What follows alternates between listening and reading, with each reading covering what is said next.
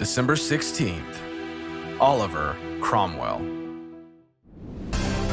Welcome to 365 Christian Men, where every day we aim to inspire and encourage with real-life stories about men. Cromwell was a politician and a Puritan. He believed men could go directly to God without a go-between, and he was willing to defend this belief with his life. In the 1600s, civil war broke out in England, with Parliament fighting against the king. Cromwell led the Parliament army. The king believed in his divine right for absolute authority, and he used his station to try and eliminate the Puritans from England. Both the king and Parliament wanted control of the army. Like any civil war, it was hideous, a country's people fighting their own. On this date, in 1653, Cromwell became the Lord Protector of England, the title one uses to say, "I'm in charge," when the authority of the king has been denied. Cromwell's side won, and he lived to fight many more battles. His army loved him, Puritans like John Owen and John Milton supported him, and foreign rulers admired him. Still, many saw him as harsh, and of course the royalists still hated him. Eventually, he died of malaria. 2 years after his death, the king's men dug up Cromwell's body, hanged it, cut off his head, and hoisted it on a pole at Westminster Hall. Today's story is about one of the battles of the Civil War. The duty to protect the marginalized and most vulnerable of society goes beyond all boundaries.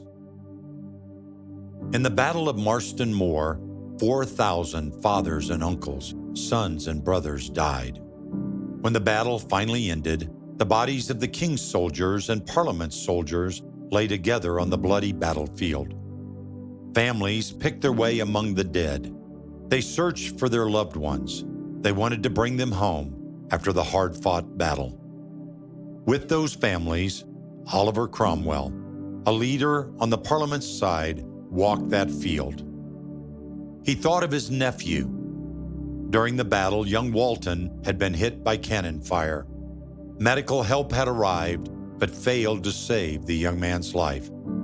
Cromwell would have to write to his sister and brother-in-law. He would have to tell them their son Walton had died with dignity.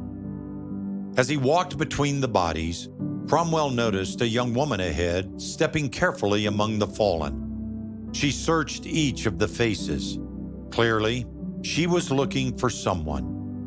This was no place for a young woman. Didn't she know the battlefield was a dangerous and gruesome place to be, even after the battle was over? Despite the military presence, looters still overran the fields. And if she were related to the king's men, the victorious Parliament soldiers might count her as an enemy. He hurried toward her. Whether friend or foe, for her own safety, she had to get off this battlefield. As he got near, she must have felt his presence. When she looked up and saw him, she became panic-stricken. When he raised his hand to her and showed what compassion he could in his face, he saw her panic dissolve into grief, overwhelming loss. Poor child, he thought. Cromwell asked her name.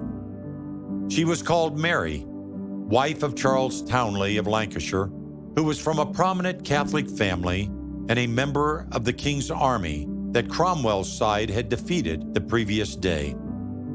Though he knew the awful answer, he asked her why she was there and frantically searching. She was looking for the body of her husband. Cromwell listened to her intently, and he recognized the kind of sorrow she had. That was all he needed to know. The woman could not bring her husband, Charles, back. In fact, many of the dead had already been buried. She was risking her life just being there, especially with her connections to the king. Despite her bravery, he gently urged her to seek the safety of her home. Not only could she be traumatized by the horrors of war, but she could easily be attacked or killed. He implored her to think of her own safety, to return to the family who needed her, especially now. It did not take long to convince her to go home, and she turned back to find the road. But Cromwell would not let her go alone. Vagabonds and looters threatened even outside the battlefield. He called for one of his own troopers, one he trusted, to escort her back and make sure that no one would harm her. The trooper arrived and mounted her on his own horse to take her safely to her home. Cromwell didn't tell her his name. There was no need to frighten her. Would she have accepted his help if she knew he was one of the leaders of the army of the Parliament? He did not know, nor did it matter to him. What did matter to him was that she got home safely. And when his trooper returned to confirm Mary's safe return, Cromwell was satisfied. Too many had been lost in the Battle of Marston Moor, but at least one life could be saved. Psalm 68:5 tells us, "A father to the fatherless, a defender of widows, is God in his holy dwelling." Does your heart break for the marginalized and most vulnerable? Is God giving you his heart of compassion as a protector? Are you willing to ask God to give you his eyes to see his children who need protecting? What is your next step?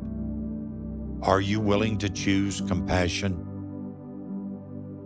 The duty to protect the marginalized and the most vulnerable of society goes beyond all boundaries. Hey man, Chuck Stecker here. December 16th, our story is about Oliver Cromwell. You know, this is a powerful story. Read this thing several times, know the story. But here's the line that grabbed me on this. Cromwell noticed that a young woman ahead, stepping carefully among the fallen. Now, what was the fallen? Well, the story tells us that during this great civil war, there were thousands of men killed in this battle. So this wasn't one of these situations where it was just one-sided and 10 men had died. But we're talking about thousands of men that had fallen in this battle. And there was this desperate woman that Cromwell noticed. How does a man notice that in the midst of thousands of dead bodies, soldiers on both sides, scavengers that had done that? Here's one of the things that I believe God's calling us to as men, and that's what we call situational awareness. Being aware of the situation around you. What does that look like? Well, that's a mental, emotional, spiritual, physical, isn't it? That we're aware of the circumstances. We're aware of people around us. We see things as they're happening. We look for things. We ask God to give us a vision beyond what would some people call normal. We will see things and God will point that out for us if we submit that to God. Now, what happened as a result of that? A great step. He embraced spiritually, not a physical, but a spiritual embracing of this desperate woman and telling her to flee the battlefield. It was unsafe, but then realizing the situation that he was aware of, he was also saying, I will send someone with you.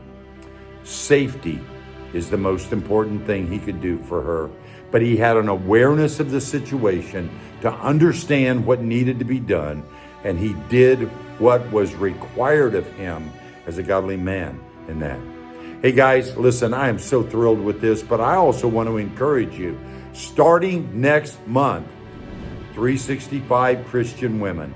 Alert the ladies in your life, alert your wife, your daughter, and your friends. It's coming. Get ready. God bless you.